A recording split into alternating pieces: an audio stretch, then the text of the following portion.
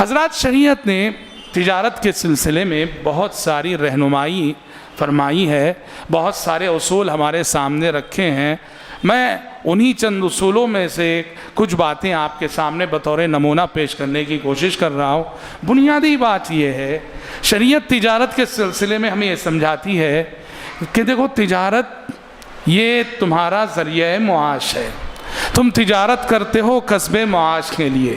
تم تجارت کرتے ہو اپنا اور اپنے بیوی بچوں کا پیٹ بھرنے کے لیے، تم تجارت کرتے ہو دنیا کمانے کے لیے۔ لیکن شریعت مطہرہ پہ قربان جائیے، شریعت نے کہا یہ تجارت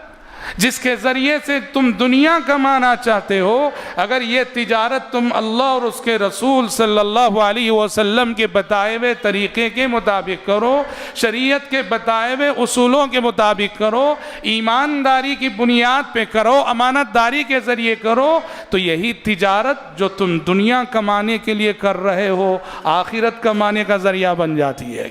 تم نے پیسہ بھی کمایا، تم نے دولت بھی کمائی، اور تم نے جنت بھی کمائی۔ تمہاری نمازیں جیسے تمہیں جنت کی حقدار بناتی ہیں، تمہارے روزے جیسے تمہیں جنت کے حقدار بناتے ہیں، تمہارا حج جیسے تمہیں جنت کا حقدار بناتا ہے، تمہارا بزنس تمہیں جنت کا حقدار بناتا ہے، تمہارا کاروبار تمہیں جنت کا حقدار بناتا ہے۔ نہ صرف جنت کا حقدار بناتا ہے بلکہ ایمانداری اور سچائی سے جو کاروبار ہوتا ہے، تو ایسے سچے تاجر کو نہ صرف یہ کہ جنت ملتی ہے، اپنی ایمانداری کے سبب، سچائی کے سبب اور صاف و شفاف کاروبار کے سبب جنت کے اعلیٰ مراتب پہ وہ فائز ہوگا۔ جب لسان نبوت نے یہ ارشاد فرمایا، التاجر الصدوق الامین،